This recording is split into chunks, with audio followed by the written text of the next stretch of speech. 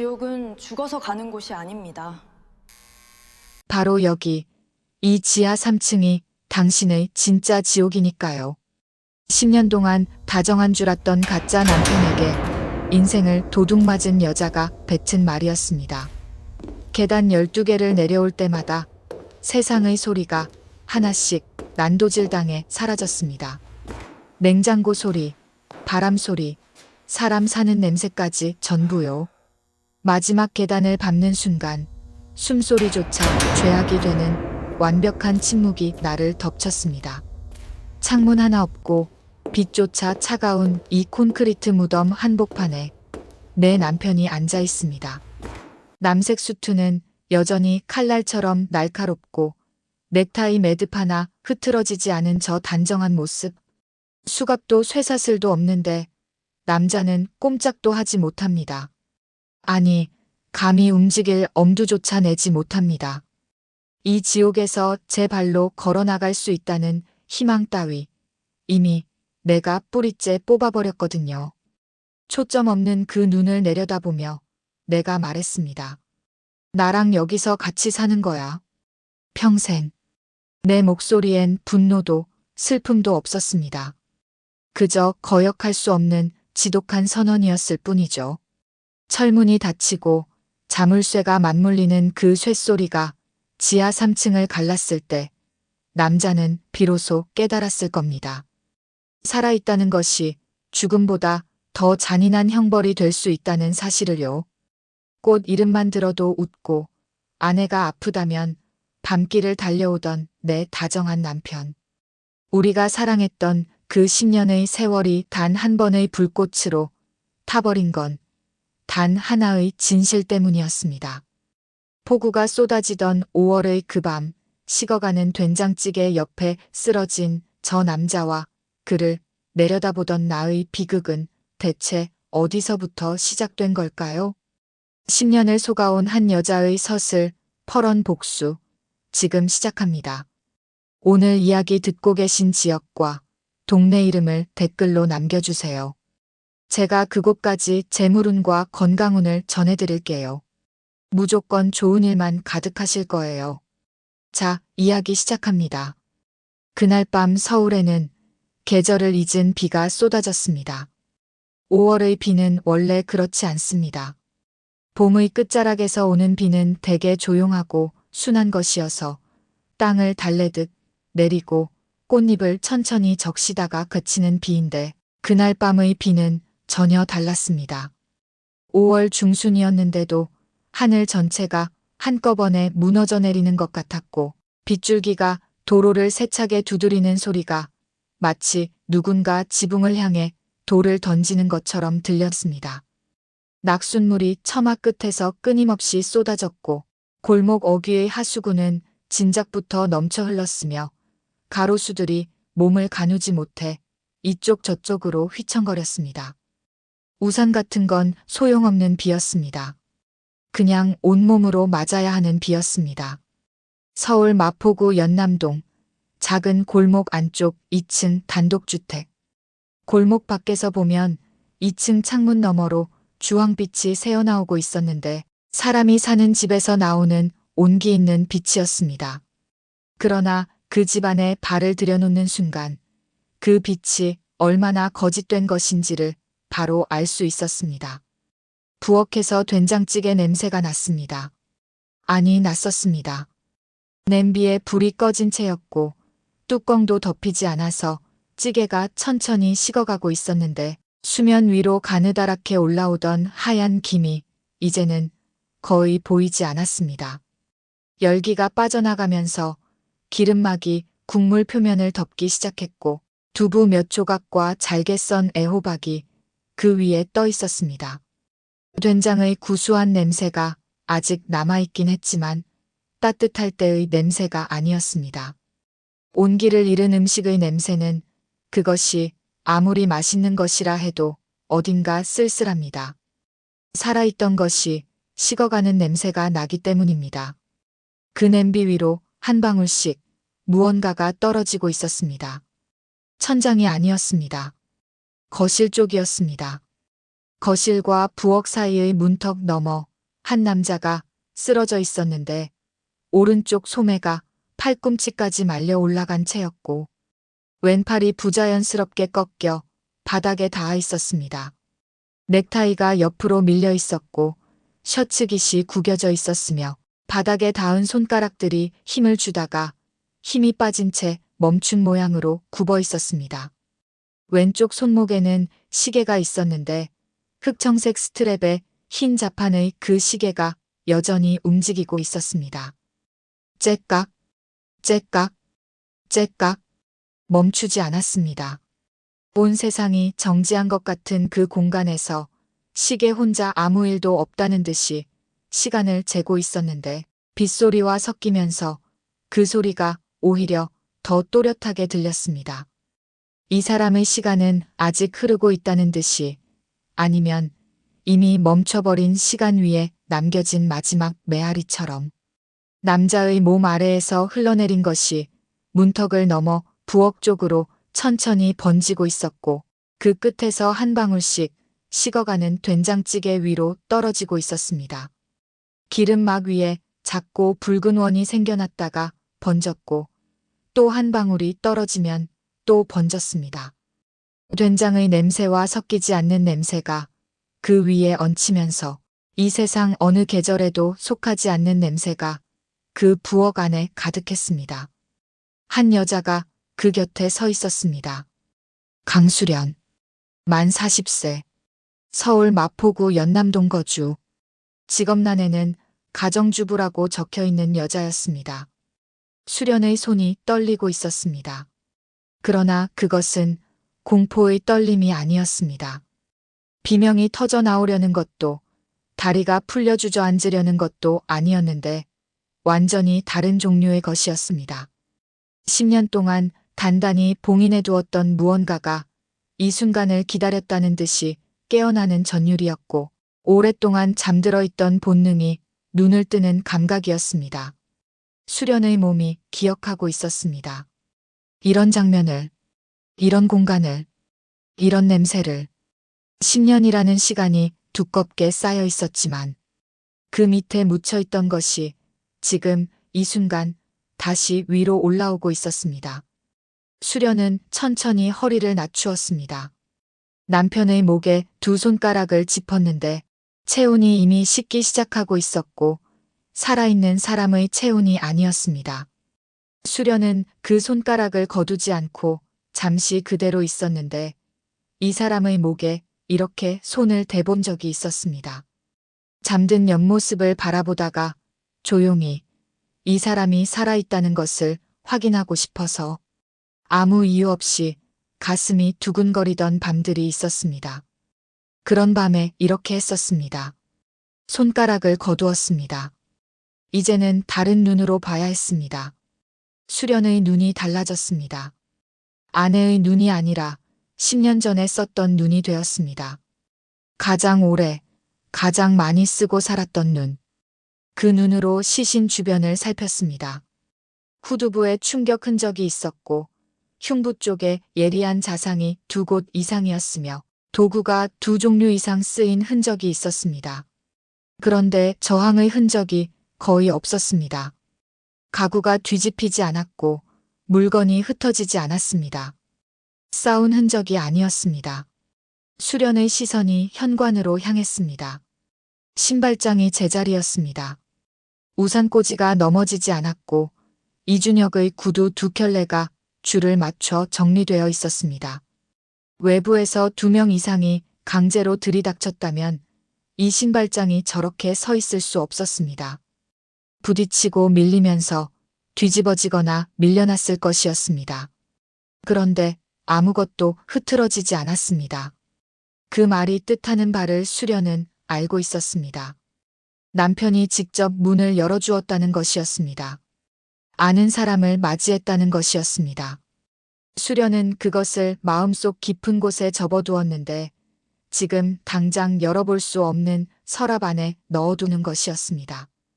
지금 열면 다른 것들이 쏟아져 나올 것이었으니까요.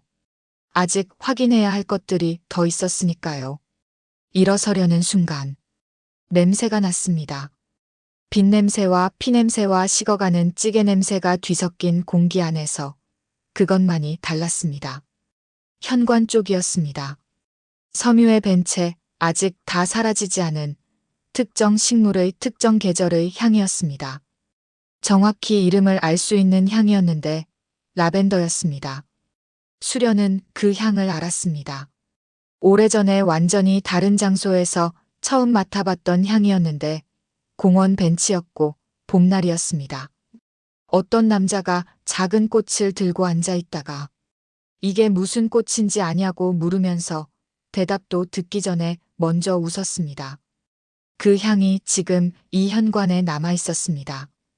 이준혁의 향이 아니었습니다. 이준혁은 향이 강한 것을 좋아하지 않아서 늘 무향 비누를 썼고 선물로 받은 향수도 화장대 위에 그냥 두는 사람이었습니다. 이 향은 다른 사람의 것이었고 그 사람이 이 집에 있었다는 것이었으며 향이 아직 남아있다는 것은 그리 오래전 일이 아니라는 뜻이었습니다. 수련은 눈을 감았습니다. 잠시 동안 무언가가 완전히 이동했습니다. 수련의 안에서 어떤 것이 조용히 자리를 옮기는 소리가 소리 없이 들렸습니다. 아내라는 것이 오른쪽으로 한 걸음 물러섰고 슬픔이 뒤로 비켜섰으며 10년이라는 시간이 이 집에서 끓인 수백 번의 된장찌개가 밤마다 나란히 누워들었던 그 사람의 숨소리가 전부 한쪽으로 물러나면서 그 자리에 다른 것이 들어왔습니다. 오래전에 살던 것이었는데 10년 동안 잠들어 있다가 지금 눈을 뜨는 것이었습니다. 수련은 휴대전화를 꺼냈습니다. 112에 전화하지 않았습니다. 119에도 전화하지 않았습니다. 대신 오래전에 외워두었던 번호로 짧은 숫자, 조합 5개를 문자로 보냈습니다. 받는 사람이 아직 그 번호를 쓰고 있는지 알 수 없었지만 보냈습니다. 그 숫자, 조합의 의미를 아는 사람이라면 알아볼 것이었으니까요. 문자를 보내고 나서 지하 창고로 내려갔습니다. 가장 안쪽 선반, 가장 깊은 곳이었습니다. 10년 전에 밀어 넣어두었던 방수 가방이 손에 잡혔는데 그 순간 잠시 멈추었습니다. 이것을 마지막으로 잡았던 날이 기억났습니다. 이것으로 끝이기를 바라면서 지퍼를 잠갔던 날이었고 2번 다시 열지 않아도 되기를 바라는 마음으로 이 선반 깊숙이 밀어 넣었던 날이었습니다. 지퍼를 열었습니다. 신분증 3개, 두꺼운 가죽 지갑, 그리고 분해 상태로 1000조각에 쌓여 보관된 권총 1자루. 수련의 손이 먼저 움직였는데 생각이 앞서는 것이 아니라 손이 앞섰습니다. 어느 부품이 어디에 맞닿는지, 어느 방향으로 밀어야 잠기는지, 얼마의 힘을 주면 약실이 열리는지를 손이 기억하고 있었습니다. 10년을 쓰지 않았는데도 몸이 기억하고 있었습니다. 몸이라는 것이 그런 것이어서 두뇌가 잊어도 손이 기억하고 손이 잊어도 손가락이 기억합니다. 조립이 완료된 그 순간 머릿속에서 이준혁의 목소리가 들렸습니다. 수련아, 오늘 해장국 사왔어.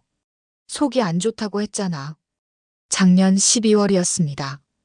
바람이 심했던 저녁이었는데 수련이 감기 기운이 있다고 했더니 이준혁은 퇴근길에 2 정거장을 돌아서 단골 해장국집에 들렀습니다. 비닐봉지를 가슴에 꼭 껴안고 뛰어왔는지 볼이 빨갛게 달아오른 채로 현관문을 열었고 국물이 식을까봐 봉지를 안고 뛰었다고 하면서 웃었습니다. 추운데 뛰어서 웃음이 터지는 사람이 있습니다. 이준혁이 그런 사람이었습니다. 그날 밤 수련은 그 사람 곁에서 잠들었습니다. 따뜻해서, 안심이 되어서, 이 사람 옆에 있으면 살아도 된다는 생각이 드는 밤들이 있었는데 그날이 그런 밤이었습니다. 그 사람이 지금 거실 바닥에 쓰러져 있었습니다. 아직 째깍거리는 시계를 손목에 찬 채. 수련은 한 번 더 눈을 감았다가 떴습니다. 울지 않았습니다. 울 수 없어서가 아니었습니다. 지금 울면 안 된다는 것을 알고 있었기 때문이었습니다. 슬픔에게 말했습니다. 조용히 마음속으로. 지금은 아니라고, 잠시만 기다려달라고, 반드시 돌아오겠다고. 슬픔을 외면하는 것이 아니었습니다. 슬픔과 함께 걷되 지금 이 순간만큼은 슬픔이 앞에 서면 안 된다는 것을 아는 것이었습니다. 수련이 10년 이전부터 살아남아온 방식이었습니다. 방수 가방을 어깨에 걸고 현관으로 걸어갔습니다. 이준혁의 구두가 아직 신발장에 있었습니다. 반듯하게 줄을 맞춰 놓인 채로. 수련은 그것을 보지 않으려 했지만 봤습니다. 보지 않으려 했지만 봤습니다. 현관문을 열었더니 비가 얼굴에 쏟아졌는데 차가웠습니다. 수련은 우산을 쓰지 않고 그 빗 속으로 한 걸음 들어섰습니다. 쏟아지는 소리가 귀 안을 가득 채웠고 뒤에서 째깍거리는 소리가 아직 들렸습니다. 창문 너머로. 수련이 골목을 걸을수록 그 소리가 멀어졌고 큰 길로 꺾어지는 순간 완전히 사라졌습니다. 그날 밤 10년 만에 강수련은 다시 길 위에 섰습니다. 어디로 가야 하는지 알고 있었습니다. 왜 가야 하는지도 알고 있었습니다. 단 하나, 이 길의 끝에서 자신이 어떤 사람이 되어 있을지만 아직 알지 못했습니다. 아니, 사실은 그것도 알고 있었는지 모릅니다. 다만 아직 인정하지 않았을 뿐이었습니다. 빗속을 걷는 동안 수련의 발은 앞을 향하고 있었지만 머릿속은 다른 곳에 있었습니다. 10년 전이었습니다. 아니, 10년보다 조금 더 앞이었습니다. 수련이 지금 이 길과는 전혀 다른 길 위에 처음 서던 날이었습니다. 수련이 HID에 발을 들인 것은 21살 겨울이었는데 특별히 나라를 위해 헌신하겠다는 거창한 뜻이 있어서가 아니었습니다. 수련은 그냥 강한 사람이었습니다. 어릴 때부터 그랬습니다. 남들이 무서워하는 것을 무서워하지 않았고 남들이 피하는 것을 피하지 않았으며 남들이 버거워하는 것을 혼자 들어올릴 수 있었습니다.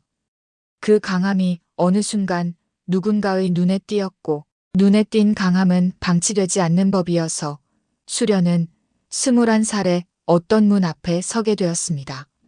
그 문 너머가 무엇인지 알면서도 들어갔습니다. 두려움이 없어서가 아니었습니다. 두려움이 자신을 멈추게 하지 않는다는 것을 알고 있었기 때문이었습니다. HID에서 보낸 10년은 수련의 몸을 바꾸어 놓았습니다. 처음 2년은 훈련이었고 그 다음 8년은 현장이었는데 현장이 어떤 것이었는지를 수련은 이후로도 입에 올리지 않았습니다. 말할 수 없는 것들이었습니다. 다만 그 10년이 수련에게 남긴 것들은 있었습니다.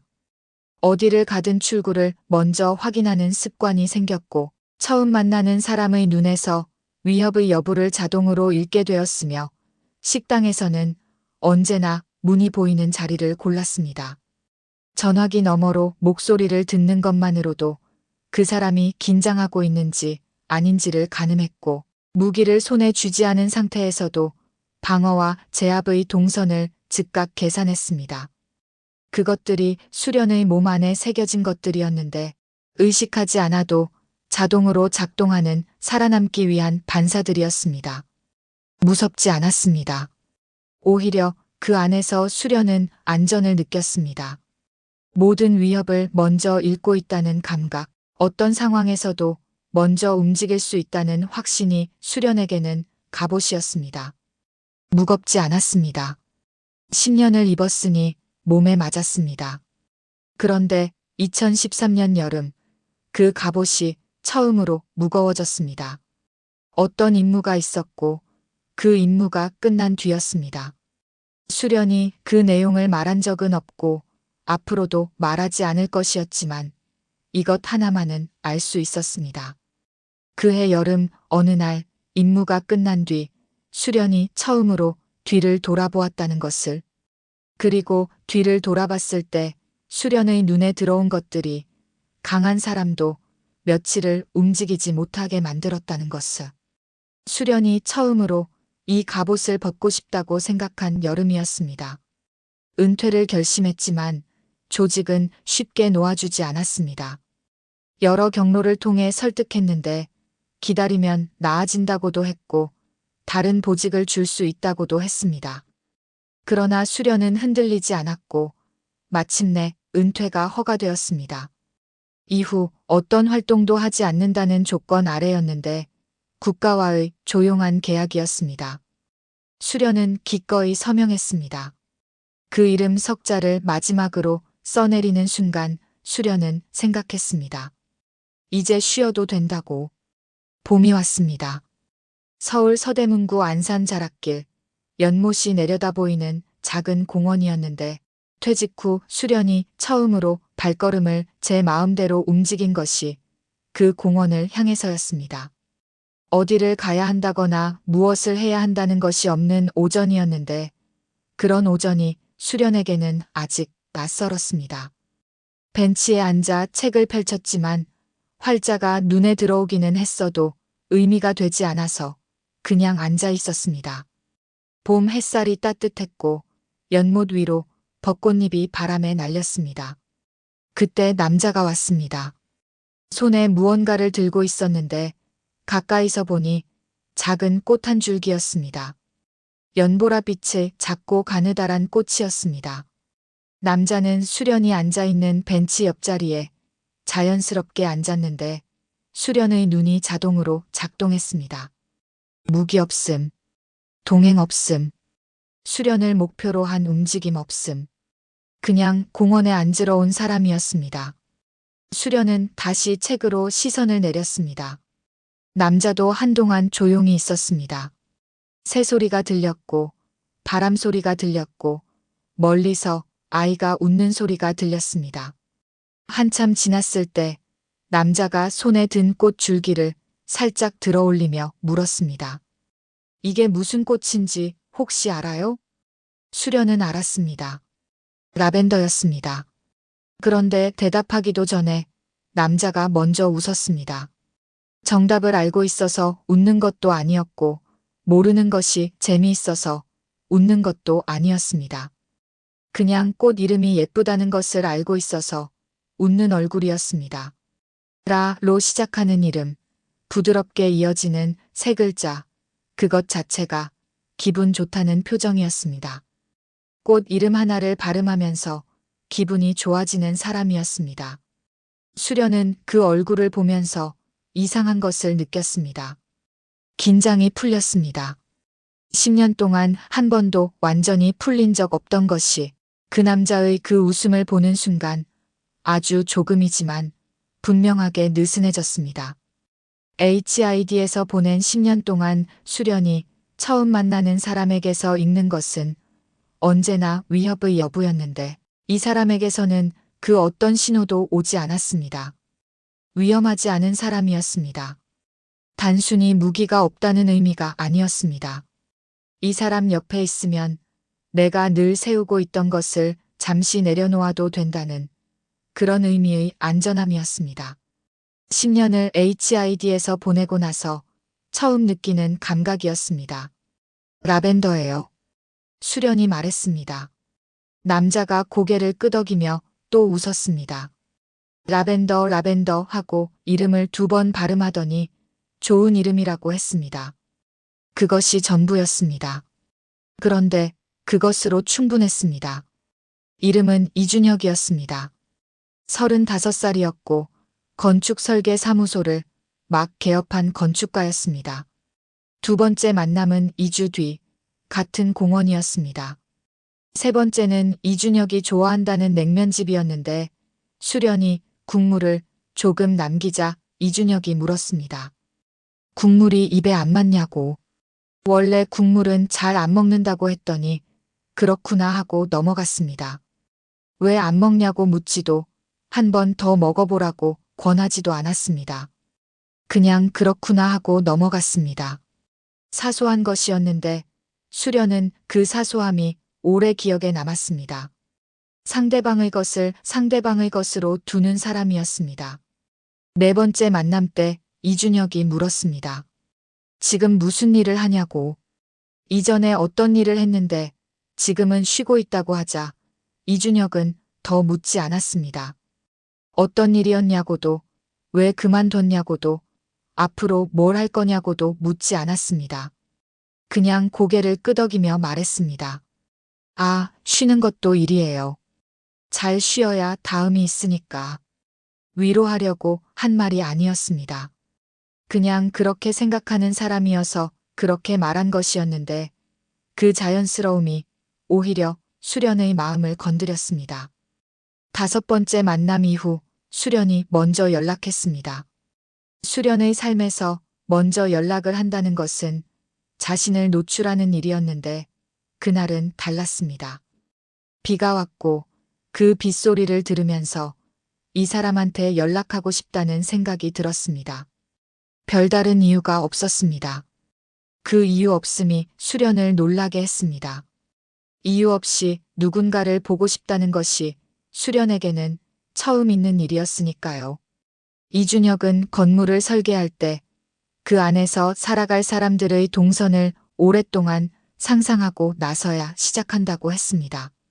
창문 너머로 어떤 풍경이 보일지, 아침 햇살이 어느 방향에서 들어올지, 비 오는 날, 현관에서 우산을 접을 때 어디에 두면 자연스러운지, 그런 것들을 먼저 생각하는 사람이었습니다. 이야기하는 방식도 그랬습니다. 서두르지 않았고 결론부터 말하지 않았으며 수련이 말을 멈추면 기다렸습니다. 채우려 하지 않았습니다. 그 침묵이 불편하지 않았습니다. 수련이 말을 이어가는지 아닌지를 확인하면서 기다리는 사람이었습니다. 그 기다림이 수련에게는 새로운 것이었습니다. 봄이 지나고 여름이 오고 가을이 왔습니다. 그 계절들 동안 수련은 조금씩 달라졌습니다. 식당에서 문이 보이는 자리를 고르는 습관이 여전했지만 이준혁과 함께 있을 때는 그 습관이 조금 느슨해졌습니다. 처음 만나는 사람의 눈에서 위협을 읽는 반사가 여전했지만 이준혁을 볼 때는 그 반사가 작동하지 않았습니다. 그 사람이 있는 공간 안에서만큼은 수련이 오랫동안 입고 있던 갑옷을 잠시 내려놓아도 됐습니다. 아니, 더 정확하게는 내려놓고 있다는 것을 깨닫지 못할 만큼 자연스럽게 내려놓게 됐습니다. 이준혁이 청혼한 것은 알게 된 지 10달째 되는 날이었습니다. 특별한 장소가 아니었습니다. 둘이 자주 가던 공원의 벤치였습니다. 반지가 없었고 무릎을 꿇지도 않았습니다. 이준혁이 물었습니다. 나랑 같이 살 생각 있어요? 그게 전부였습니다. 다음 계절 이야기를 나누다가 자연스럽게 그 말이 나왔는데 그 말을 하고 나서 이준혁이 잠깐 숨을 참는 것이 보였습니다. 아무렇지 않은 척 던졌지만 긴장한 것이 보였습니다. 수련의 대답을 기다리면서 숨을 참는 사람. 이 사람이 지금 무섭구나 하고 수련은 생각했습니다.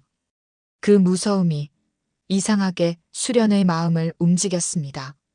네. 이준혁이 내쉰 숨소리가 들렸습니다. 그것이 전부였습니다.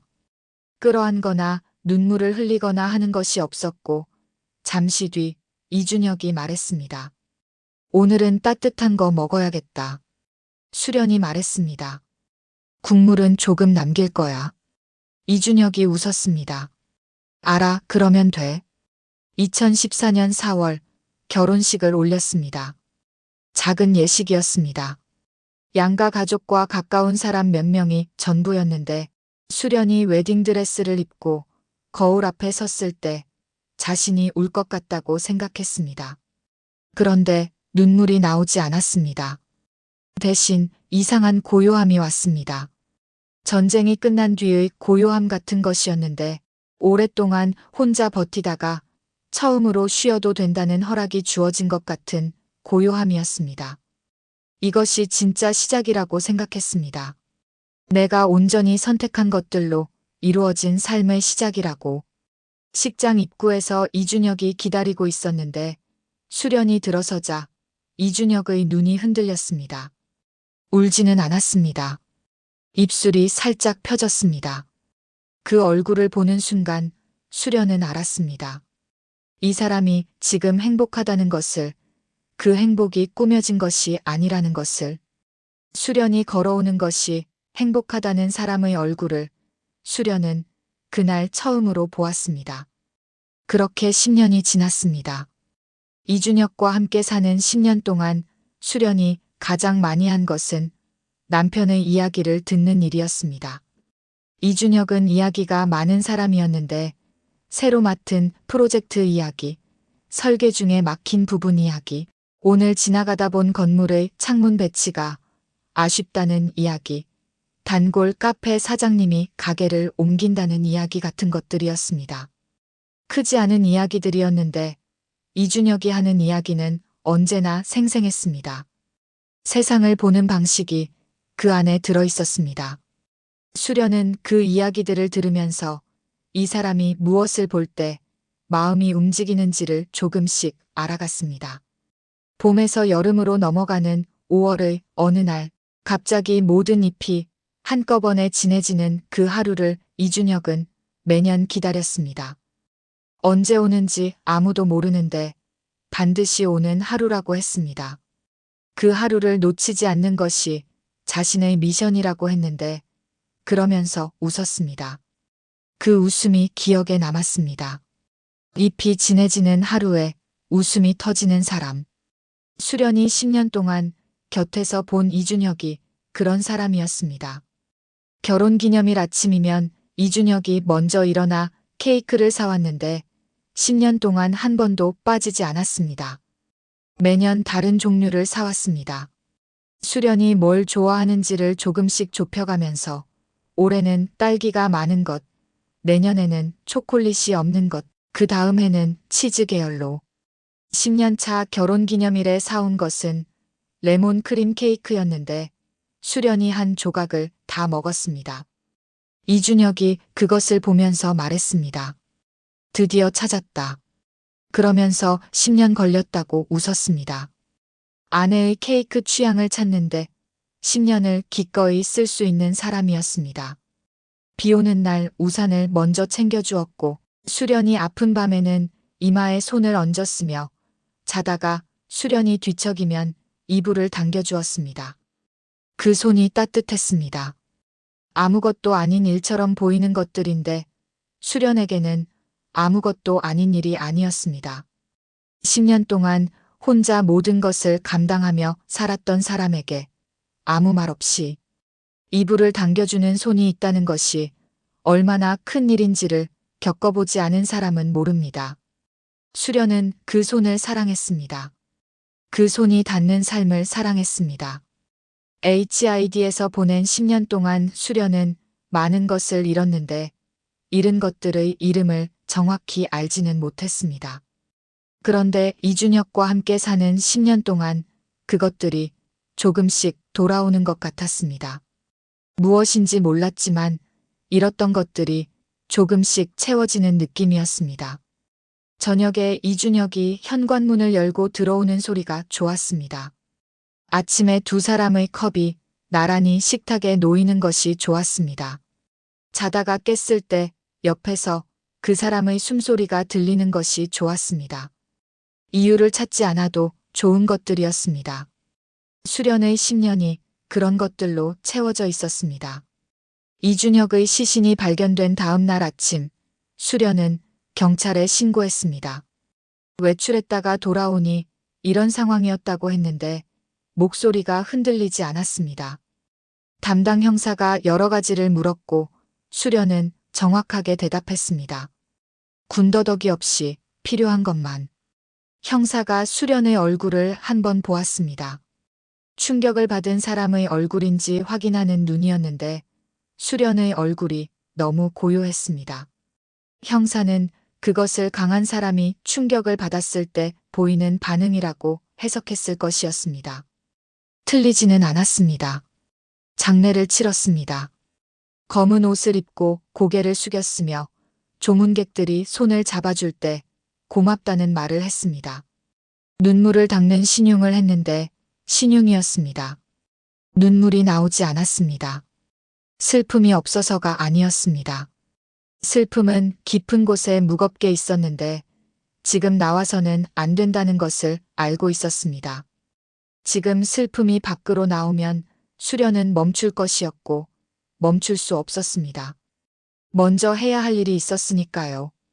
사흘째 되는 날 오전 장례가 끝나고 빈소가 정리된 뒤 수련은 남편의 서재에 들어갔습니다.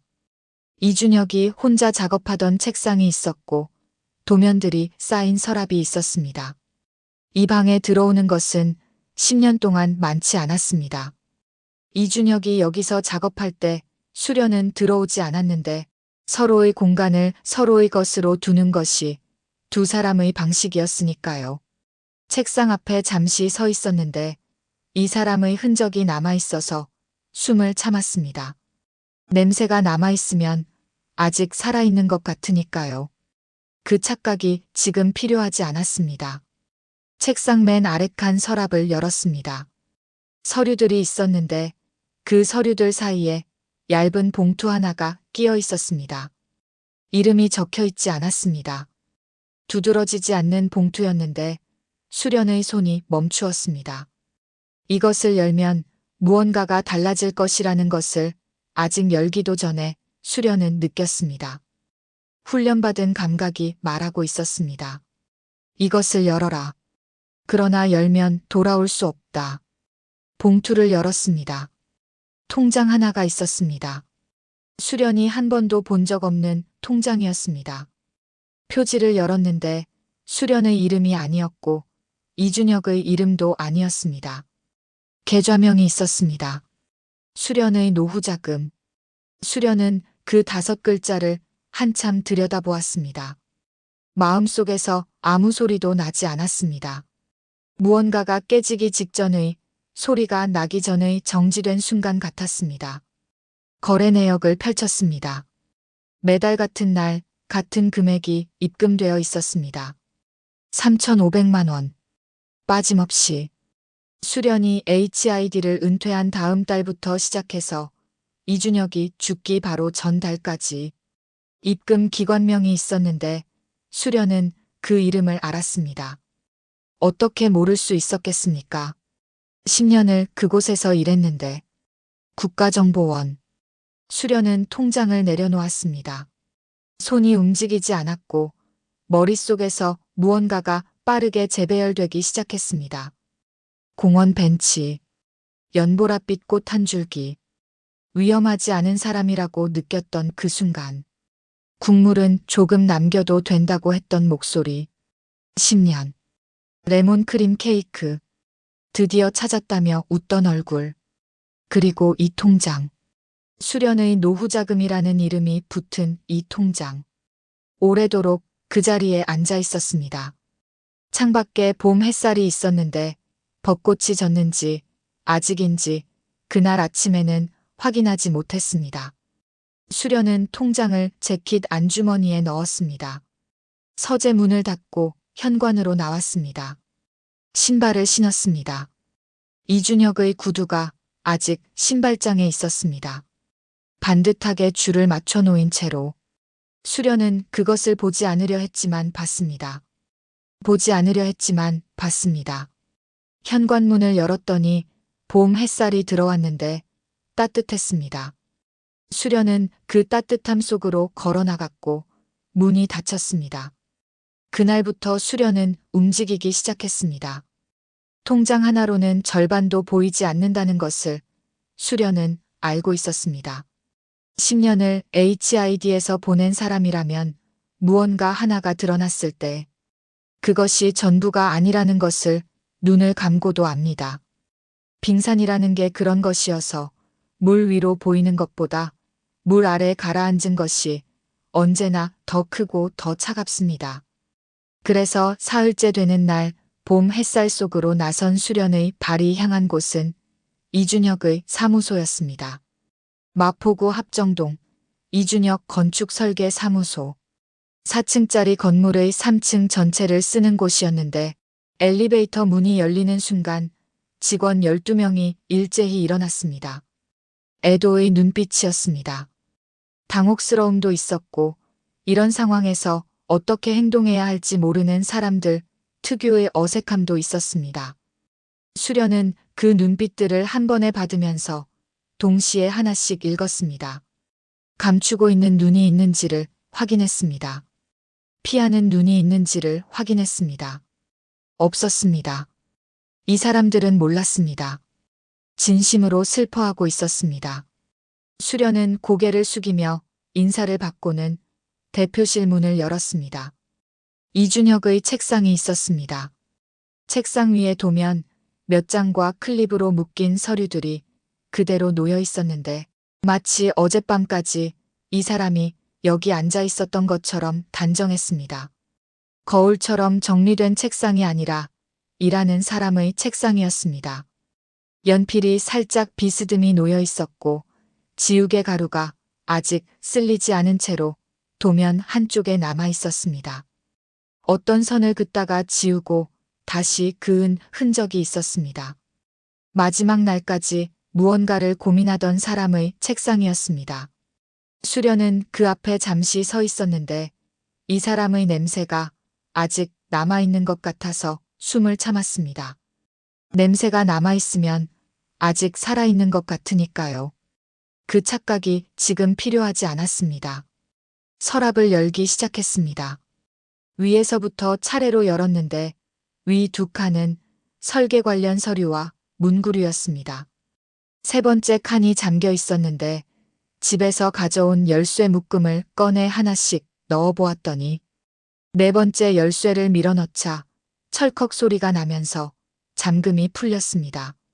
안을 보면 일반 서랍처럼 보였는데 바닥 모서리 쪽에 가느다란 선이 그어져 있었습니다. 손가락으로 그 선을 따라가 바닥 모서리를 누르자 이중 바닥이 살짝 올라왔습니다. 안에 파일 2개와 메모지 1장이 있었습니다. 메모지를 먼저 집어들었는데 주소 하나와 이름 하나가 볼펜으로 짧게 적혀 있었습니다. 이름은 2글자였습니다. 차민우. 수련은 그 이름을 보는 순간 기억이 돌아왔습니다. HID 재직 시절 감시 대상 목록에 있던 이름이었습니다. 서울 남부와 경기 일부를 기반으로 청부와 불법 채권 등을 다루는 조직의 보스였는데 겉으로는 건물 관리업체와 물류회사를 운영하면서 뒤로는 전혀 다른 일을 하는 사람이었습니다. 흑룡파. 그 이름도 따라서 기억났습니다.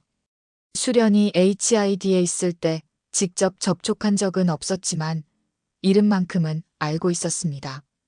이준혁의 책상 서랍 가장 깊은 곳에서 그 이름이 나왔습니다. 메모지를 접어 주머니에 넣고는 첫 번째 파일을 열었습니다.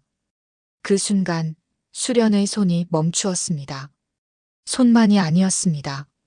숨도 생각도 이 방 안의 공기까지 함께 멈추는 것 같았습니다. 날짜와 시간이 적혀 있었습니다. 촘촘하게 페이지 끝까지, 다음 페이지 끝까지, 그리고 그 다음 페이지 끝까지. 수련이 결혼한 해부터 시작해서 이준혁이 죽기 직전까지의 날짜들이 빼곡히 이어지고 있었습니다. 2014년 5월 9일 오전 10시 23분. 연남동 재래시장 방문. 특이 행동 없음. 2014년 6월 3일 오후 2시 15분. 안산공원 산책. 특이 행동 없음. 2014년 7월 17일 오전 11시 42분. 홍대 카페 2시간 체류. 특이 행동 없음. 수련이 마트에 간 날도 적혀 있었습니다. 미용실에 간 날도, 친구와 저녁을 먹은 날도, 종일 집에 있었던 날도, 심지어 수련이 기억하지 못하는 날들까지 있었는데 그날들에도 수련은 어딘가에 있었고 누군가가 그것을 보았으며 이 파일 안에 기록해 두었습니다.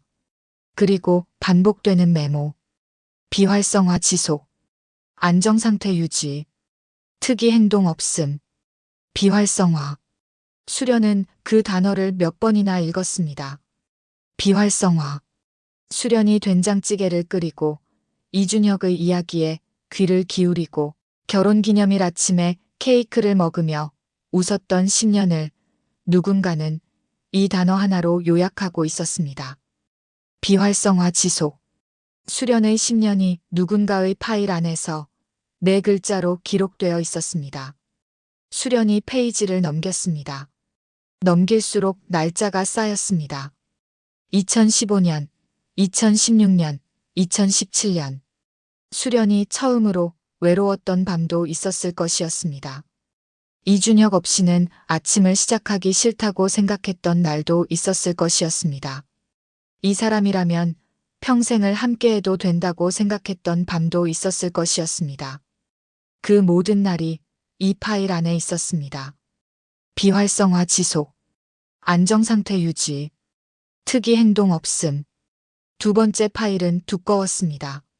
수련은 그것을 열었다가 닫았습니다. 아직 이것을 다 읽을 때가 아니라는 것을 알았습니다. 지금 읽으면 이 방에서 나올 수 없을 것이었습니다. 이 파일은 나중에 보기로 했습니다. 모든 것이 끝난 다음에 두 파일을 가방에 넣고 대표실 문을 열었는데 나오는 수련을 보고 직원 한 명이 다가왔습니다. 필요하신 것이 있으면 말씀해달라고 했습니다. 수련은 고마워요 라고 했습니다. 그 짧은 두 마디가 이 상황에서 수련이 할 수 있는 전부였습니다. 엘리베이터를 타고 내려오면서 수련은 생각했습니다. 이준혁이 수련의 하루하루를 기록해서 누군가에게 보고하고 있었다는 것. 10년 동안 꽃 이름만 봐도 웃던 그 사람이 수련이 처음으로 위험하지 않다고 느꼈던 그 사람이 아내의 케이크 취향을 10년에 걸쳐 좁혀가던 그 사람이 수련의 외출 시간과 통화 패턴과 수면 상태를 매달 어딘가에 보고하고 있었다는 것. 그 사실이 거짓이기를 바라는 마음과 믿는 마음은 다릅니다. 수련의 몸이 이미 알고 있었습니다. 사실이라고. 1층 로비를 나서면서 수련은 주머니 속의 메모지를 손가락으로 짚었습니다. 차민우, 흑룡파. 이준혁의 책상 가장 깊은 곳에서 나온 이름이었습니다. 왜 이 이름이 거기 있었는지, 이 이름과 국가정보원이 어떻게 연결되는지, 그리고 수련의 남편이 이 사람과 어떤 관계였는지를 수련은 아직 알지 못했습니다. 그러나 알아야 했습니다. 이 이름이 수련을 어디로 데려갈지 알면서도 가야 했습니다. 건물 밖으로 나오자 봄 햇살이 쏟아졌습니다. 따뜻했습니다. 사람들이 지나가고 자전거가 지나가고 카페 창문 너머로 음악 소리가 들렸습니다. 세상이 아무것도 모른 채 계속 돌아가고 있었습니다. 수련은 그 한가운데에 서서 잠시 하늘을 올려다보았는데 구름이 조금 있었고 바람이 불었습니다. 봄이었습니다. 이준혁이 가장 좋아하던 계절이었습니다. 잎이 진해지는 그 하루를 매년 기다리던 사람이었습니다. 수련은 시선을 내렸습니다. 걷기 시작했습니다. 차민우를 찾아가는 방향으로. 차민우라는 이름을 향해 걷기 시작하면서 수련은 자신 안에서 무언가가 돌아오고 있다는 것을 느꼈습니다. 돌아온다는 것이 정확한 표현인지는 모르겠습니다. 사라졌던 것이 다시 나타나는 것을 돌아온다고 한다면 이것은 그런 것이 아니었습니다. 이것은 처음부터 사라진 적이 없었습니다. 10년 동안 수련의 가장 깊은 곳에 가라앉아 있었는데 폭우가 쏟아지던 그날 밤 남편의 시신 곁에서 라벤더 향을 맡는 순간 위로 올라오기 시작해서 지금 이 걸음과 함께 완전히 수면 위로 떠오르고 있었습니다. 이름을 붙이자면 사냥개의 본능이었습니다. 10년을 재운 것이었습니다. 흑룡파의 말단에 처음 접근한 것은 그 다음 날이었습니다. 직접 부딪히는 방식을 쓰지 않았는데 HID에서 배운 것들 중에 가장 오래 몸에 남는 것들이 있습니다. 상대방이 자신을 표적이라고 느끼기 전에 필요한 것을 얻어내는 방법이 그 중 하나였는데 장소를 고르는 법, 시간을 고르는 법, 혼자 있는 상대와 여럿이 있는 상대를 다르게 대하는 법.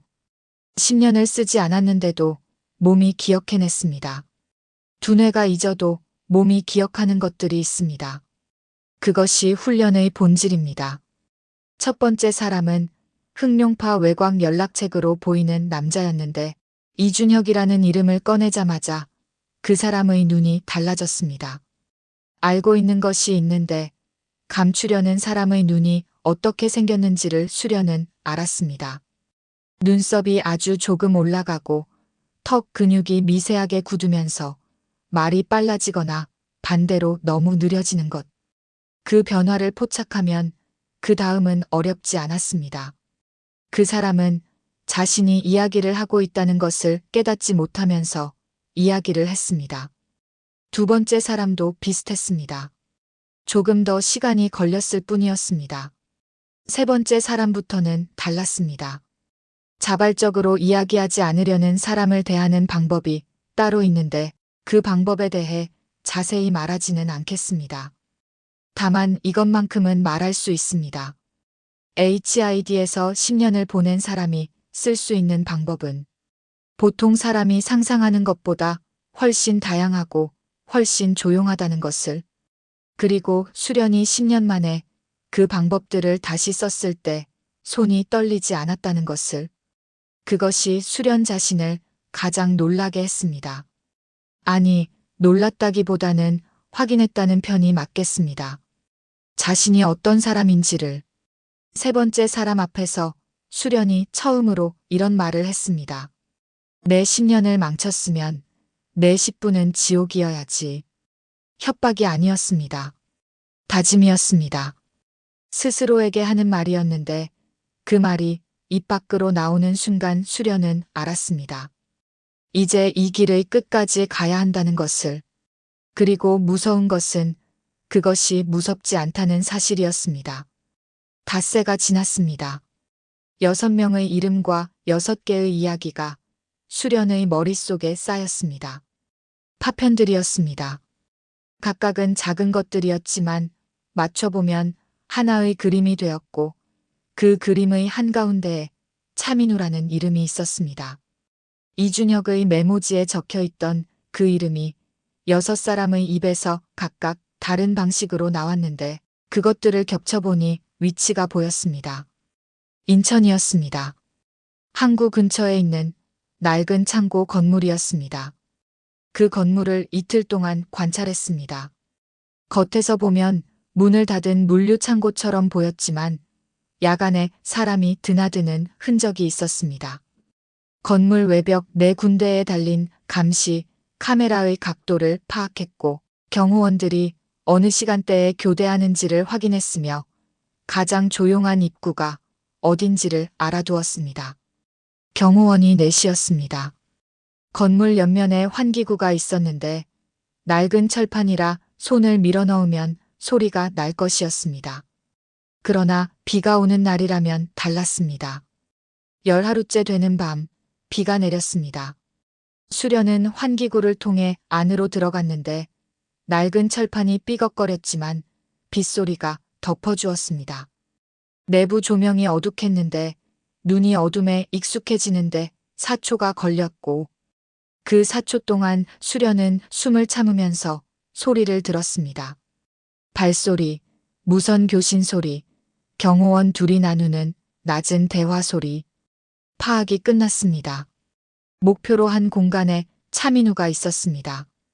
50대 초반이었습니다. 단단한 체격에 조용한 눈을 가진 남자였는데 고급 책상이 아니라 접이식 의자에 앉아 있었습니다. 혼자였습니다. 경호원이 넷이나 있는데 이 사람이 혼자 있다는 것이 이상했지만 수련은 멈추지 않았습니다. 이미 안으로 들어왔으니까요. 수련이 그 앞에 모습을 드러냈을 때 차민우는 일어서지 않았습니다. 총을 꺼내지도 고함을 지르지도 않았습니다. 그냥 수련을 보았습니다. 놀란 표정이 아니었는데 그것이 이상했습니다. 이미 알고 있었던 사람을 확인하는 표정이었습니다. 이준혁 씨의 부인이군요. 그 말이 나오는 순간 수련의 손가락이 방아쇠 위에서 굳었습니다. 놀라지 않았습니다. 예상하고 있었습니다. 이것이 이미 각본 안의 일이라는 것을 수련은 그 첫 마디에서 읽었습니다. 당신이 올 줄 알고 있었어요. 이렇게 빨리 올 줄은 몰랐지만. 침묵이 잠시 있었는데 차민우가 먼저 깼습니다. 우리가 죽인 건 맞아요. 담담했습니다. 사죄하는 목소리가 아니었고 그렇다고 당당한 목소리도 아니었습니다. 이미 결론이 난 일을 확인해주는 사람의 목소리였습니다. 수련은 총을 내리지 않았습니다. 그런데 당신이 화낼 상대가 우리인지는 모르겠어요. 수련이 아무 말을 하지 않았습니다. 말이 나오지 않았습니다. 우린 심부름만 했을 뿐이야. 심부름. 그 단어가 창고 안공기 속에 떠 있었는데 수련은 그 무게를 잠시 재었습니다. 심부름. 그렇다면 심부름을 시킨 사람이 있었습니다. 이준혁을 죽이라는 지시가 흑룡파 위에서 왔다는 뜻이었습니다. 그리고 흑룡파 위에 있을 수 있는 조직이 어디인지를 수련은 이미 알고 있었습니다. 통장을 보는 순간부터 알고 있었습니다. 차민우가 천천히 자리에서 일어나며 두 손을 들었는데 위협이 아니라 무언가를 보여주겠다는 것이었습니다. 수련이 총을 세우자 그는 멈추었다가 손을 내린 채 옆 서랍 쪽으로 아주 천천히 걸어갔습니다. 수련이 그 손의 움직임을 따라갔습니다. 차민우는 서랍에서 두꺼운 봉투를 꺼내 수련 쪽으로 내밀었습니다. 기밀 서버 접속 코드예요. 폴더가 여러 개 있는데 영상을 먼저 보세요. 수련이 봉투를 받았습니다. 내가 말로 설명하는 것보다 직접 보는 게 나을 테니까. 당신이라면 믿지 않을 테니까요. 차민우가 그 말을 하고 나서 창고 뒷문 쪽으로 걸어가기 시작했는데 수련이 막지 않았습니다. 이상했습니다. 막아야 한다는 생각이 들지 않았습니다. 차민우는 이미 자신이 해야 할 것을 마친 사람처럼 보였습니다. 처음부터 이 봉투를 건네주기 위해 기다리고 있었던 사람처럼. 문 앞에서 그가 잠깐 멈춰서 뒤를 돌아보지 않고 말했습니다. 복수 잘하세요.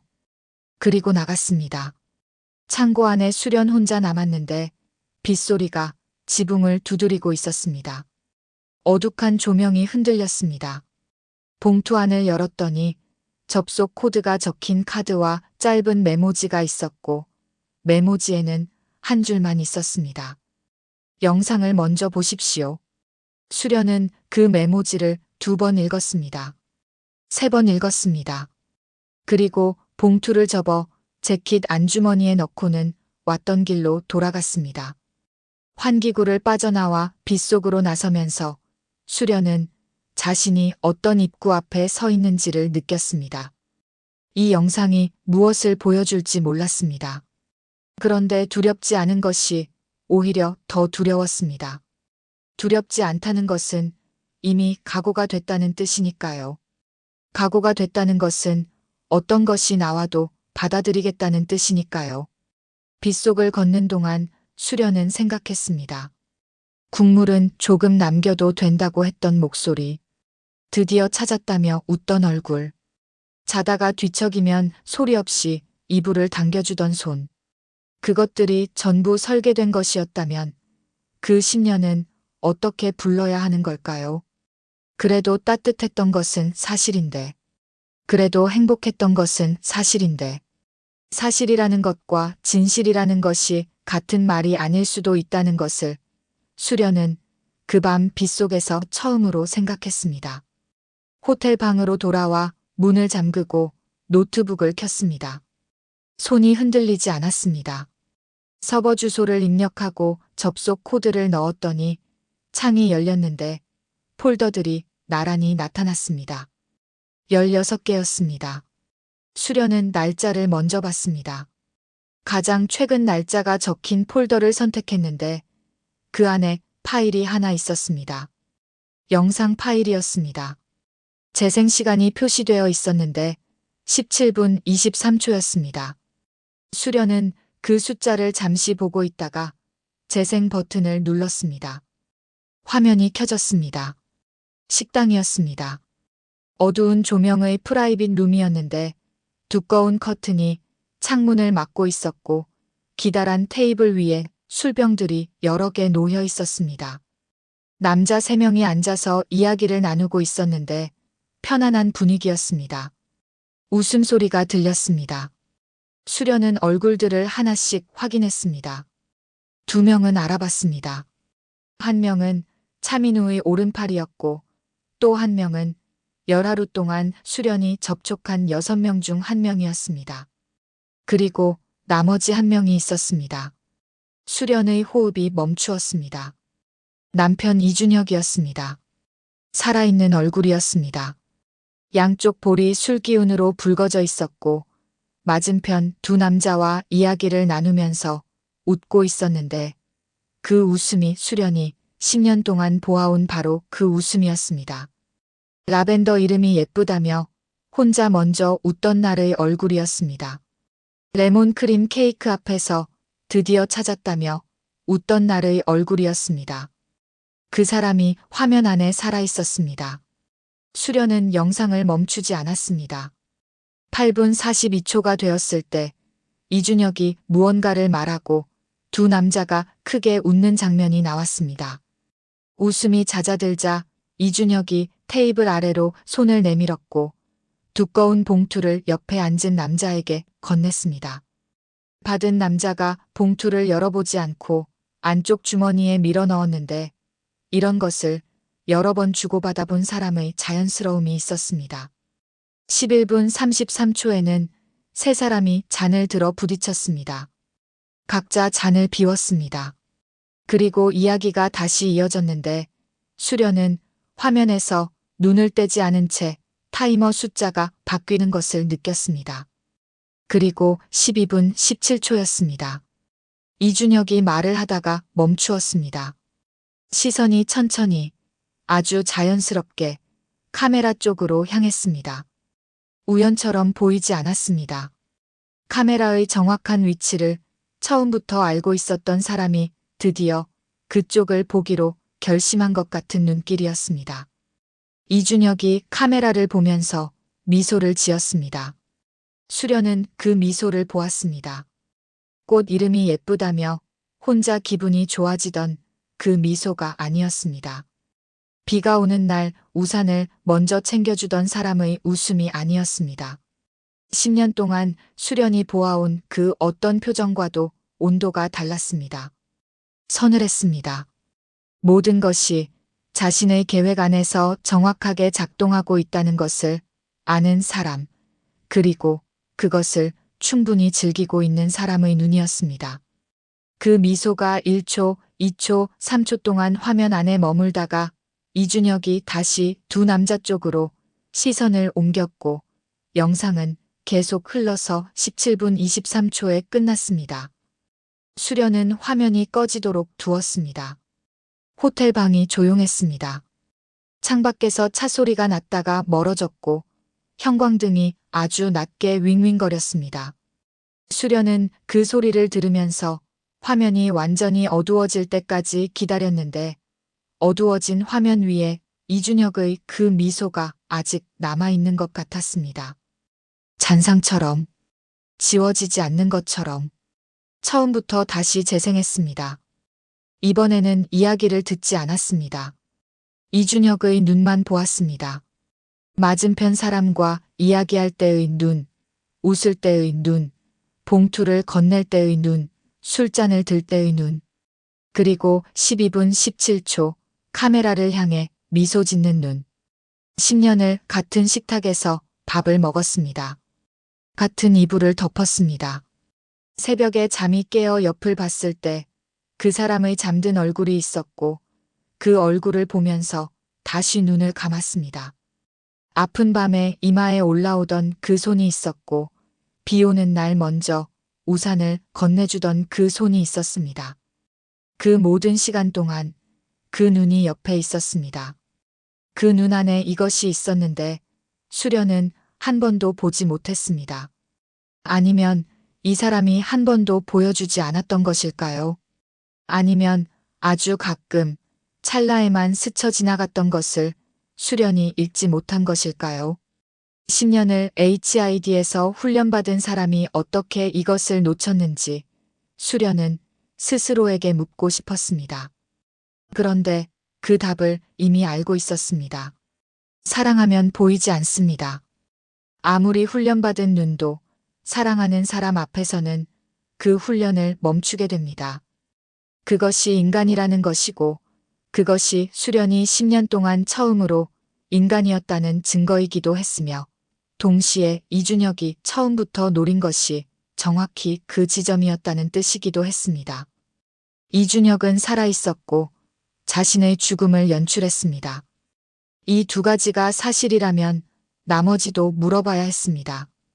왜였는지를, 무엇을 위해 10년이 필요했는지를, 수련의 노후자금이라는 이름이 붙은 그 계좌가 어떤 구조 안에서 만들어진 것인지를 16개의 폴더 중 아직 15개가 남아 있었습니다.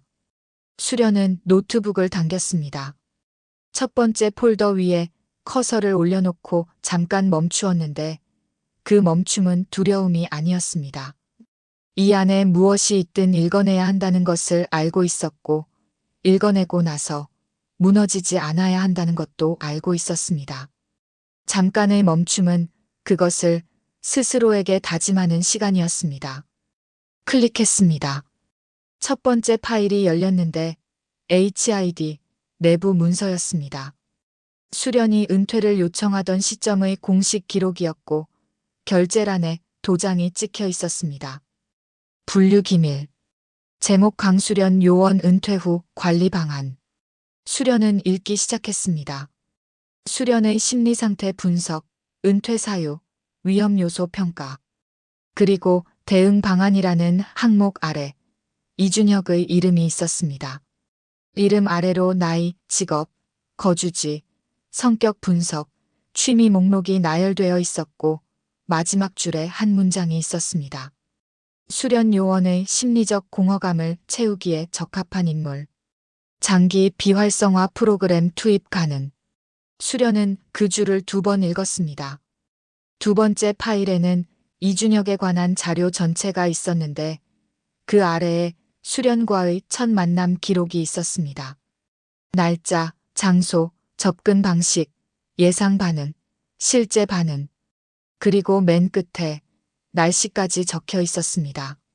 날씨 맑음, 바람 약간, 기온 17도. 수련이 안산공원 벤치에 앉아있던 그날이었습니다. 이준혁이 라벤더 꽃을 들고 옆에 와 앉던 날. 꽃 이름이 예쁘다며 대답도 듣기 전에 먼저 웃던 날. 수련이 처음으로 이 사람은 위험하지 않다고 느꼈던 그날. 그것이 설계된 것이었습니다. 장소도 시간도 꽃도 그 웃음도. 수련이 경계를 내려놓도록 유도된 그 첫 순간까지 전부 누군가의 기획 안에 있었습니다.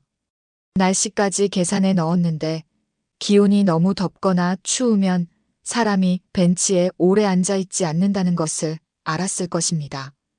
17도는 오래 앉아있기 좋은 온도이니까요. 수련은 파일을 닫지 않은 채로 한동안 화면을 보고 있었습니다. 울어야 할 것 같은데 눈물이 나오지 않았습니다. 소리를 질러야 할 것 같은데 목이 움직이지 않았습니다.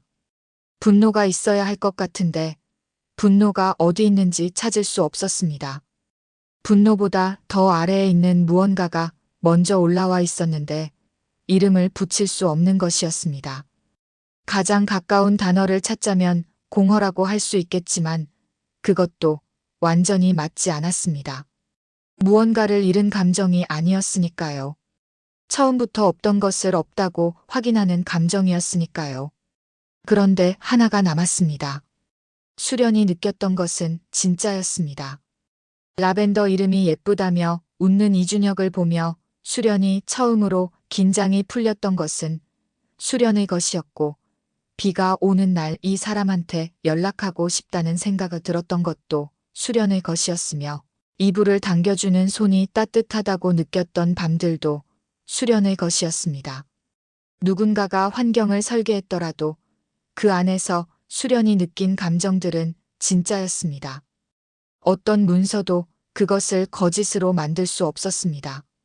그리고 그 진짜 감정을 10년 동안 이용한 사람이 있었습니다. 살아서 웃으면서 카메라를 향해 그 서늘한 미소를 지으면서 수련은 자리에서 일어났습니다. 장롱을 열었는데 가장 안쪽에 흰색 상자가 있었습니다. 이준혁이 골랐던 웨딩드레스가 들어있는 상자였습니다. 여러 드레스를 같이 보고 나서 이준혁이 가장 마지막에 이것을 들고 와 수련에게 보여주면서 말했습니다. 수련이 입으면 어울릴 것 같아서. 그날 수련이 웃었습니다. 그 기억이 지금도 선명했습니다. 그것마저도 설계된 것이었는지는 알 수 없었지만 어느 쪽이든 지금 이 순간에는 중요하지 않았습니다. 상자를 열어 드레스를 꺼냈습니다. 레이스와 세틴이 손끝에 닿았는데 아직도 부드러웠습니다. 수련은 드레스의 양끝을 손에 쥐었습니다. 그리고 잡아당겼습니다. 레이스가 찢기는 소리가 났습니다. 세틴이 두 폭으로 갈라지는 소리가 났습니다. 울지 않았습니다. 손이 떨리지도 않았습니다. 찢어진 천조각을 집어들고 가방에서 권총을 꺼내 총신을 닦기 시작했습니다. 웨딩드레스의 흰 천으로 총신을 닦으면서 수련은 한 가지를 결심했습니다. 죽이지 않겠다고. 자비가 아니었고 분노가 식은 것도 아니었습니다. 오히려 반대였습니다. 죽음은 너무 가볍고 너무 빠른 끝이라는 생각이었습니다. 이준혁이 수련에게 설계된 10년을 주었다면 수련이 이준혁에게 돌려줄 것도 시간이어야 했습니다. 끝나지 않는 시간이어야 했습니다. 탄창을 밀어넣었고 노트북을 다시 당겼습니다. 아직 16개 폴더 중 2개밖에 보지 않았습니다. 나머지 14개가 기다리고 있었습니다. 밤이 깊어가는 동안 수련은 폴더를 열었습니다. 하나씩 순서대로. 서두르지 않았습니다. 서두를 이유가 없었습니다. 이 안에 있는 것들이 자신에게 좋은 것이 아니라는 것을 이미 알고 있었으니까요. 그러나 알아야 했습니다. 눈을 가리고 걷는 것은 수련이 아는 방식이 아니었습니다. 세 번째 폴더에는 수련이 HID에 입대하기 전의 기록이 있었습니다. 어린 시절 학교 성적, 체력 검사 결과, 심리 검사 결과, 가족관계 분석, 대인관계 패턴. 페이지를 넘길수록 수련이 21살에 HID의 문 앞에 서게 된 것이 우연이 아니었다는 것이 보였습니다. 수련이 어떤 아이였는지, 어떻게 자랐는지, 어떤 자극에 어떻게 반응하는지를 누군가가 훨씬 오래전부터 지켜보고 있었습니다. 설계에 들어간 것이 HID 입대부터가 아니었습니다. 그보다 훨씬 이전이었습니다. 수련은 파일을 천천히 닫았습니다. 네 번째 폴더에는 2013년 여름의 기록이 있었는데 수련이 은퇴를 결심하게 만든 그 임무의 기록이었습니다. 수련이 그 임무가 끝난 뒤 처음으로 뒤를 돌아보았고 돌아봤을 때 보인 것들에 며칠을 움직이지 못했으며 그 뒤 은퇴를 결심했다는 것을 수련은 알고 있었습니다. 그런데 이 파일 안에는 그 임무 이전부터 시작된 기록들이 있었습니다. 임무 설계 배경, 투입 목적, 예상 심리 반응, 은퇴 유도 가능성 87%. 수련은 그 숫자를 보았습니다. 87%. 그 임무가 처음부터 수련을 은퇴하게 만들기 위해 설계된 것이었습니다. 수련이 스스로 한계에 다다라 갑옷을 벗고 싶어 하도록. 그래서 이준혁이라는 인물이 들어올 빈자리가 수련의 삶 안에 자연스럽게 생기도록. 87%. 설계자들은 수련이 그 임무 이후 은퇴를 선택할 확률을 미리 계산해 두었고 그 계산이 맞았습니다. 수련의 은퇴 결심조차 설계 안에 있었습니다. 5번째 폴더, 6번째 폴더, 7번째 폴더. 열었다가 닫고 또 열었다가 닫았습니다. 새벽이 왔는데 수련은 자리에서 일어나지 않았습니다.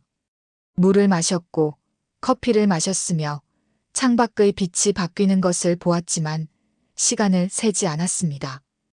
폴더를 열 때마다 무언가가 나왔고 무언가가 나올 때마다 수련이 알고 있던 것이 하나씩 다시 쓰였습니다. 8번째 폴더에는 이준혁의 훈련 기록이 있었습니다. HID 전직 요원을 대상으로 한 심리 분석 훈련, 감시 대상과의 장기 관계 형성 방법론, 자연스러운 감정 연기 유지법. 이준혁이 건축가가 된 것이 언제부터 계획된 것인지는 파일 안에 없었습니다. 그러나 건축가로서의 이야기 방식, 설계를 통해 사람을 읽는 방식, 상대방의 공간에 자연스럽게 들어가는 방식이 훈련된 것들이었다는 것은 폴더가 보여주고 있었습니다. 수련이 이준혁의 이야기 방식이 이상하게 편안하다고 느꼈던 이유가 그것이 편안하도록 훈련된 것이었기 때문이었습니다. 수련은 잠시 노트북에서 눈을 들었습니다. 창밖으로 하늘이 보였는데 이미 낮이었습니다. 구름이 조금 있었고 바람이 불었습니다. 아무 일도 없는 날의 하늘이었습니다. 수련은 다시 화면을 봤습니다. 9번째 폴더에는 프로젝트의 공식 명칭이 적힌 문서가 있었습니다. 프로젝트 수련. 수련의 이름이었습니다. 강수련의 수련이 아니라 물 위에 피는 꽃 수련이었는데 두 가지가 겹쳐지도록 의도한 것이 분명했습니다. 연꽃은 진흙 속에서 피어나는 꽃이고 오염된 물 속에서도 맑게 자라는 꽃이라는 것을 이름을 붙인 사람이 알고 있었을 것이었습니다. 수련이라는 요원을 진흙 속에 심어두고 그녀가 어떻게 자라는지를 10년 동안 들여다보겠다는 이름이었습니다. 누군가에게 수련은 처음부터 식물이었습니다. 관찰하는 것이었습니다. 10번째 폴더부터 13번째 폴더까지는 이준혁이 10년 동안 제출한 월간 보고서들이었습니다. 수련의 심리 상태, 외부 연락 여부, 신체 이상 징후, 수면 패턴, 수련이 최근 보기 시작한 TV 프로그램까지 달이 바뀔 때마다 새 보고서가 제출되었고 10년 동안 한 번도 빠지지 않았습니다. 그 보고서들 안에 수련의 10년이 있었습니다. 처음으로 외로웠던 밤도 있었을 것이었습니다.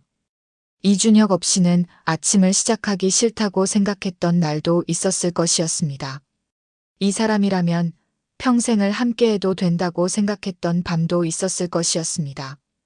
그 모든 날이 이준혁의 보고서 안에서 한 줄짜리 메모로 요약되었습니다. 비활성화 지속, 안정상태 유지, 특이 행동 없음. 수련의 가장 내밀한 감정들이 누군가의 보고서, 양식 안에서 4글자로 처리되고 있었습니다. 14번째 폴더에는 수련 몰래 인출한 생체 정보들이 있었습니다.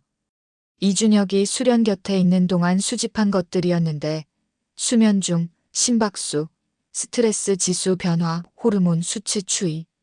어떻게 수집했는지는 명시되어 있지 않았습니다. 수련은 그것을 읽으면서 생각했습니다. 아픈 밤에 이마에 얹어주던 손. 그 손이 이마의 온도를 재고 있었는지도 모른다는 것을. 15번째 폴더에는 예산 집행 내역이 있었습니다. 수련의 노후자금 계좌로 매달 입금된 3,500만 원의 출처와 승인 경로가 있었습니다. 결제 라인이 있었고 결제 라인 위에 이름들이 있었습니다. 수련이 아는 이름들이 있었습니다. HID에 있을 때 본 얼굴들이었습니다. 높은 곳에 앉아 지시하던 사람들이었습니다. 그리고 16번째 폴더를 열었습니다. 32명의 이름이 나열된 목록이 있었고 프로젝트 수련에 관여된 사람들이었습니다. 직접 기획한 사람, 최종 승인자, 예산을 집행한 사람, 보고서를 받아 읽은 사람, 결제 도장을 찍은 사람, 알고 있으면서 아무것도 하지 않은 사람. 각각의 이름 옆에 직책과 역할이 적혀 있었는데 수련이 아는 이름들이 있었고 모르는 이름들도 있었습니다. 아는 이름들은 HID에 있을 때 본 얼굴들이었고 높은 곳에서 지시하던 사람들이었습니다. 수련은 그 목록을 처음부터 끝까지 읽었습니다. 그리고 다시 처음부터 읽었습니다. 32명. 이 사람들이 이준혁을 수련의 사만으로 들여보냈고 매달 보고서를 받아 읽었으며 수련의 비활성화 지속이라는 네 글자의 도장을 찍었습니다. 그리고 어떤 이유에서인지 10년이 지난 시점에 이준혁에게 다른 지시를 내렸습니다. 그 지시가 무엇이었는지는 파일 안에 없었지만 결과는 알고 있었습니다. 폭우가 쏟아지던 5월의 밤, 된장찌개 냄비 위로 떨어지던 것들이 결과였습니다. 수련은 노트북을 닫았습니다. 에어컨 소리만 들렸습니다. 창밖으로 해가 지고 있었는데 어느새 저녁이 되어 있었습니다. 수련이 얼마나 오래 앉아 있었는지 모를 정도로 시간이 그냥 지나갔습니다. 울지 않았고 소리를 지르지도 않았습니다. 무너지지도 않았습니다. 그것이 이상하게 느껴질 수도 있겠지만 사실 무너지지 않는 것이 수련에게는 당연한 일이었습니다. 10년을 HID에서 살았고 10년을 이준혁의 옆에서 살았고 이제 그 20년의 끝에 와 있었습니다. 무너질 여유가 없었습니다. 아직 해야 할 일이 남아 있었으니까요. 수련은 목록을 꺼냈습니다. 그 안에 이준혁의 이름이 있었는데 역할란에 이렇게 적혀 있었습니다. 프로젝트 수련 현장 책임자. 장기 밀착 감시 담당. 10년. 마지막이었습니다. 32명 중에서 이준혁이 마지막이어야 했습니다. 나머지 31명을 먼저 처리하고 이준혁은 마지막에. 그것이 맞다는 것을 수련은 알았습니다. 이준혁이 가장 오래, 가장 가까이, 가장 깊이 관여한 사람이었으니까요. 그리고 그렇기 때문에 이준혁에게는 다른 것이 필요했습니다. 총 한 방으로 끝나는 것이 아닌 다른 무언가가. 그것이 무엇인지는 아직 정하지 않았습니다. 하지만 생각하기 시작했습니다. 수련은 32개의 이름 위에 손을 올려놓고 잠시 그대로 있었습니다. 그리고 펜을 들어 첫 번째 이름 옆에 동그라미를 그렸습니다.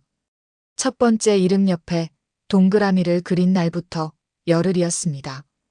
수련은 스스로에게 그 시간을 주었습니다. 정확히 열흘. 32명 가운데 이준혁은 마지막이었습니다. 나머지 31명 중 이준혁을 제외한 30명을 먼저, 그리고 이준혁이 가장 지키고 싶어 했던 9명을 이준혁이 보는 앞에서 마지막으로. 그것이 순서였습니다. 총은 쓰지 않았습니다. 칼도 아니었습니다. 그들이 서버 안에 남겨두었던 것들을 사용했습니다. 파일들, 기록들, 결제 서류들, 거래 내역들. 그 사람들이 평생 숨겨온 것들이 서버 안에 있었는데 수련이 16개의 폴더 안에서 찾아낸 것들이었습니다. 세상에 나와서는 안 된다고 생각했던 것들을 수련의 손이 꺼냈습니다. 언론으로, 수사기관으로, 그 사람들이 가장 두려워하는 다른 사람들에게로. 첫째 날, 첫 번째 이름의 줄이 그어졌습니다. 셋째 날 아침, 수련은 뉴스를 틀었는데 2개의 이름이 나란히 나오고 있었습니다. 기자들이 빠르게 말하는 동안 화면 속 사람들은 얼굴을 가리고 있었습니다. 수련은 텔레비전을 끄고 다음 이름으로 넘어갔습니다. 닷새째 되는 날, 수련이 움직이고 있다는 것을 눈치챈 쪽에서 무언가를 시도했습니다. 수련이 묵고 있는 호텔 앞에 2사람이 나타났는데 수련은 그들이 오기 전에 이미 다른 곳에 있었습니다. 방을 미리 바꾸었으니까요. 10년을 HID에서 지낸 사람이 자신의 위치를 노출하지 않는 방법을 모를 리 없었습니다. 죽지는 않았습니다. 21명 모두 살아 있었습니다. 그러나 그 사람들이 평생 지켜온 것들이 사라졌습니다. 명예가 무너졌고 지위가 무너졌으며 가족들이 알게 되었고 동료들이 돌아섰습니다. 평생 쌓아온 것들이 무너지는데 열흘이 채 필요하지 않았습니다. 수련은 그것이 죽음보다 더 오래 지속되는 것임을 알고 있었습니다. 죽음은 끝이지만 이것은 끝나지 않으니까요. 그리고 9명이 남았습니다. 그 9명은 이준혁이 와야 처리할 수 있었습니다. 이준혁의 코드로, 이준혁의 눈앞에서. 그래야 의미가 있었습니다. 열흘째 되는 밤이었습니다. 수련은 아직 남은 9번째 이름 앞에 앉아 노트북을 보고 있었는데 그때 공기가 달라졌습니다. 달라진 것은 소리가 아니었습니다. 냄새였습니다. 아주 옅게, 거의 느껴지지 않을 만큼 옅게, 그러나 틀림없이 달라진 공기가 현관 쪽에서 흘러들었습니다. 라벤더였습니다. 수련은 노트북에서 눈을 들었습니다. 이 향을 처음 맡은 것은 폭우가 쏟아지던 그날 밤 현관 쪽이었습니다. 그때는 이 향이 무엇인지 알면서도 어디서 온 것인지를 몰랐습니다. 이제는 알았습니다. 이준혁의 향이었습니다. 처음부터 설계된 향이었습니다. 수련이 공원 벤치에서 처음 이 향을 맡았을 때 경계를 내려놓도록 이후로도 이 향이 곁에 있으면 안심하도록 훈련된 것이었습니다. 10년 동안 집 안 곳곳에 이 향이 배어 있었고 수련은 그것이 좋았습니다. 이준혁의 향이라서. 그 향이 지금 이 공간에 와 있었습니다. 수련은 권총을 손에 쥐고 현관문 앞에 섰습니다. 딱 한 번 숨을 들이쉬었다가 내쉬었습니다. 그리고 문을 열었습니다. 이준혁이었습니다. 살아있었습니다. 검은 수트가 단정했고 넥타이 매듭이 흐트러지지 않았으며 셔츠 깃이 반듯했습니다. 머리카락 하나 흐트러지지 않았습니다. 중요한 자리에 나가는 날처럼 완벽하게 갖춰진 모습으로 이준혁이 수련의 현관 앞에 서 있었습니다. 오랫동안 이 장면을 준비해온 사람처럼. 수련은 총을 내리지 않았습니다. 두 사람이 서로를 보았습니다. 이준혁이 먼저 입을 열었습니다. 수련아. 그 목소리였습니다. 10년 동안 들어온 목소리였고 해장국을 안고 현관문을 열던 날의 목소리였으며 라벤더 이름이 예쁘다며 웃던 그 날의 목소리이기도 했습니다. 그런데 달랐습니다. 정확했습니다. 그 안에 온기가 없었습니다. 연기자가 오랫동안 연습해온 대사를 읽는 사람의 정확함만 있었습니다. 정확한데 비어 있었습니다. 슬픔이 널 더 강하게 만들 줄 알았어. 수련은 아무 말을 하지 않았습니다. 내가 맞았지. 역시 넌 이 정도 자극이 있어야 본래 모습으로 돌아오더라. 이준혁의 눈이 수련을 위아래로 훑었습니다. 사람을 보는 눈이 아니었습니다. 자신이 오랫동안 공을 들여 완성한 작품을 마주하는 눈이었습니다. 자신이 설계한 것이 의도한 대로 완성됐다는 것을 확인하는 눈이었습니다. 솔직히 말하면 결혼 청혼할 때 다 말하려고 했어. 이 일이 10년 넘게 이어질 줄은 나도 처음엔 몰랐으니까. 한 걸음 다가오려 하자 수련이 총을 세웠고 이준혁이 멈추었습니다. 그런데 수련아. 잠시 침묵이 있었는데 이준혁이 그 침묵 안에서 수련의 표정을 읽으려 하는 것이 보였습니다. 수련의 얼굴이 어떻게 생겼는지를 다시 확인하는 것처럼 보였습니다. 자신이 계획한 감정 반응이 지금 수련에게 나타나고 있는지를. 나 나름 좋았어. 그 10년이. 진심으로. 그 말이 이상하게 진심처럼 들렸습니다. 그것이 더 소름 끼쳤습니다. 거짓말이 서툰 사람의 고백이 아니었습니다. 모든 것을 자신의 논리로 재편할 수 있는 사람이 수련을 자신이 가장 아끼는 작품으로 취급하면서 그 애정을 진심이라고 부르는 목소리였습니다. 이준혁은 거짓말을 하고 있지 않았습니다. 그것이 진짜로 더 무서운 이유였습니다. 내가 10년 동안 설계한 것들이 너를 여기까지 만들어 왔잖아. 이렇게 완성된 너를 보는 게 나는 정말로 좋아. 수련의 입이 열렸습니다. 알아. 이준혁의 표정에서 무언가가 미세하게 움직였습니다. 아주 작은 변화였지만 수련의 눈이 그것을 읽었습니다. 이 반응을 예상하지 못했다는 것이었습니다. 수련이 무너지거나 분노하거나 울거나 하기를 기대했을 것이었습니다. 그래야 이 상황이 이준혁이 설계한 것 안에 있는 것이 되니까요.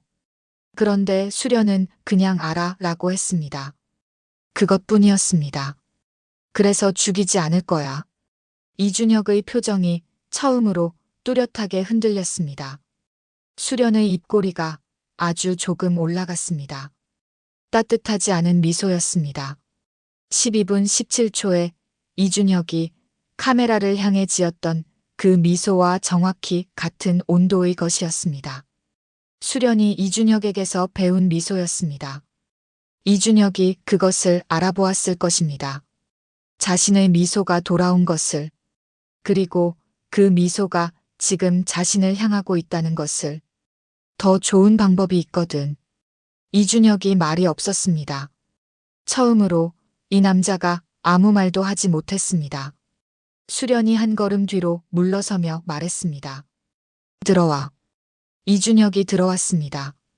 수련은 문을 닫고 잠갔는데 자물쇠가 돌아가는 소리를 들으면서 이준혁의 어깨가 아주 조금 굳는 것이 보였습니다. 수련은 그것을 보면서 노트북을 열었습니다. 아직 9개의 이름이 남아 있었습니다. 수련이 이준혁에게 의자를 가리켰습니다. 여기 앉아서 봐. 이준혁이 앉았습니다.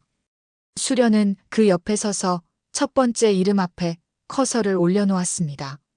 이 사람들, 내가 지키고 싶었던 사람들이잖아. 이준혁이 아무 말을 하지 않았습니다. 10년 동안 내가 몸 바친 조직이고 너한테 임무를 준 사람들이고 너를 보호해준 구조잖아.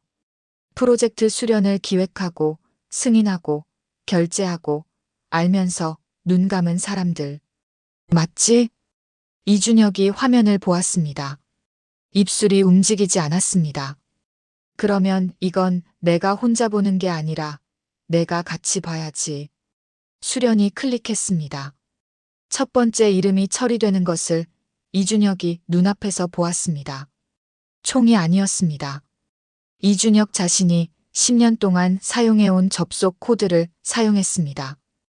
이준혁의 손으로 만들어진 기록들이 이준혁의 코드로 열린 문을 통해 이준혁이 지키려 했던 사람들을 향해 나갔습니다.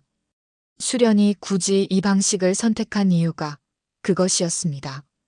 이준혁이 10년을 바친 것으로 이준혁이 10년을 지켜온 것을 허무는 것이었습니다.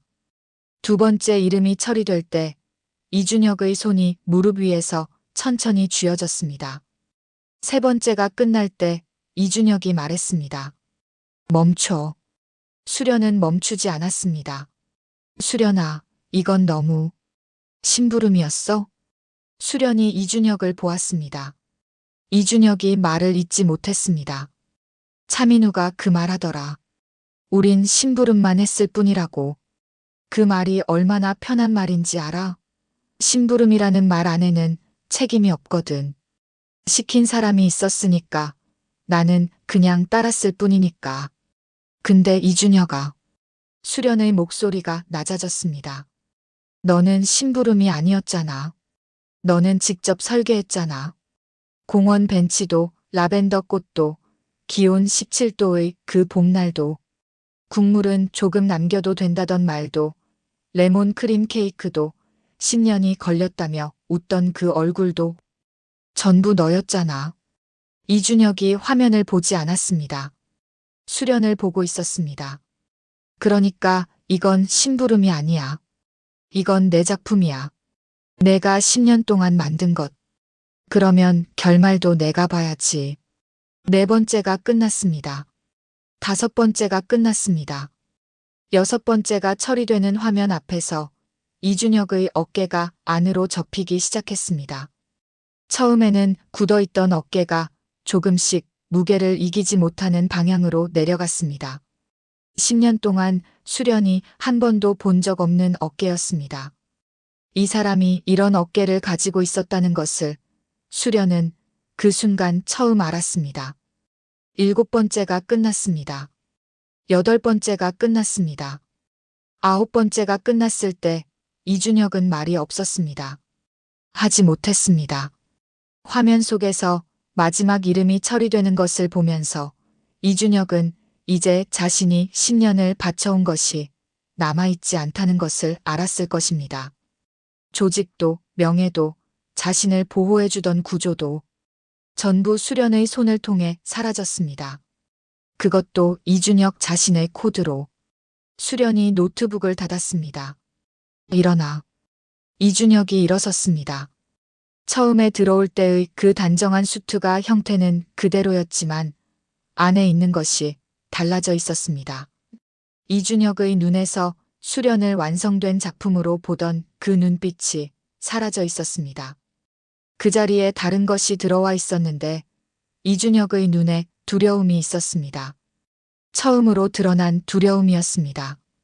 수련은 문을 열었습니다. 내려가자. 계단이 12개였습니다.